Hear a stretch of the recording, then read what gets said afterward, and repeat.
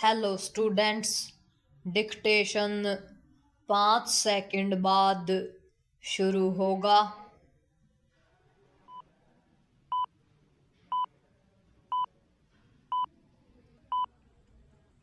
Start. अंततः यह आशंका सच साबित हुई कि दिल्ली में लाल किले के निकट 12 लोगों की जान लेने वाला कार धमाका आतंकी घटना हो सकता है। विस्फोटक से लैस कार का चालक डॉक्टर उमर मोहम्मद उन संदिग्ध आतंकियों का साथी निकला जिनके ठिकानों से लगभग 3000 किलो विस्फोटक और घातक हथियार बरामद किए गए थे।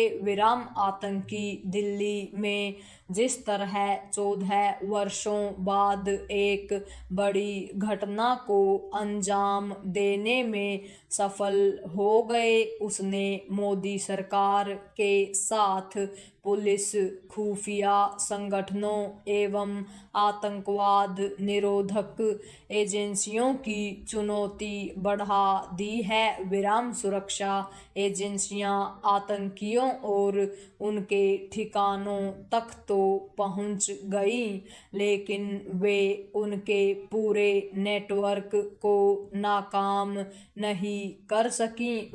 केंद्र सरकार के कठोर रुख को देखते हुए इस पर भरोसा किया जा सकता है कि सुरक्षा एजेंसियां आखिरकार इस पूरे आतंकी नेटवर्क को ध्वस्त करने में सक्षम होंगी। लेकिन समस्या केवल एक आतंकी नेटवर्क की ही नहीं है।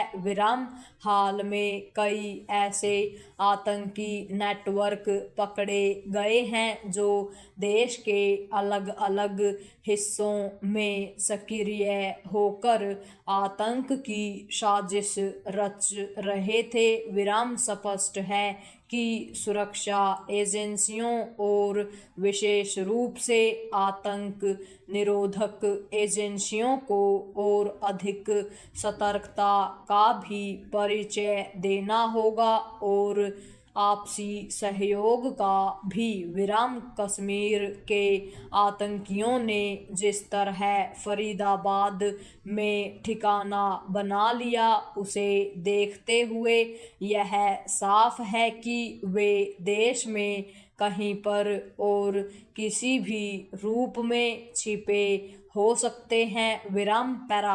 दिल्ली को दहलाने वाली घटना के लिए जिन आतंकियों को जिम्मेदार माना जा रहा है, उनके तार जिस तरह पाकिस्तान से जुड़ रहे हैं, उस पर हैरानी नहीं। यह प्रश्न उठना स्वाभाविक है कि आतंकवाद के खिलाफ नई नीति के तहत क्या पाकिस्तान के खिलाफ नए सिरे से कोई कठोर कार्रवाई की जाएगी? यह प्रश्न इसलिए भी क्योंकि ऑपरेशन सिंदूर अभी जारी है। निसंदेह चुनौती केवल पाकिस्तान को सबक सिखाने की ही नहीं, इसकी भी है कि उसके उकसावे में आकर कश्मीर से लेकर केरल तक आतंक की राह पर चलने वालों पर कैसे लगाम लगे?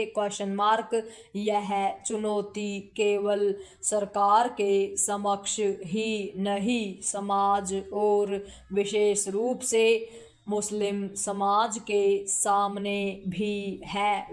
यह बड़े संकट का सूचक है कि डॉक्टरी की पढ़ाई करने वाले भी आतंकी बनना पसंद कर रहे हैं। इससे आतंक एक नए रूप में उभर रहा है और यह बता रहा है कि मजहबी उन्माद कहीं व्यापक रूप में फैल गया है। विराम।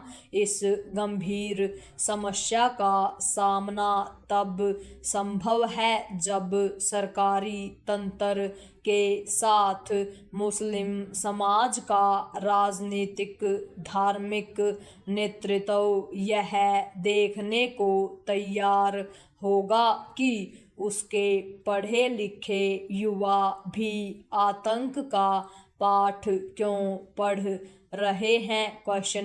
निसंदेह वह ऐसा तभी कर पाएगा जब आतंक पर राजनीतिक रोटियां सेकने वालों के बहकावे में नहीं आएगा। विराम। यह किसी से छिपा नहीं कि अपने देश में आतंकवाद पर कैसी सस्ती राजनीति की जाती है। पूर्ण विराम।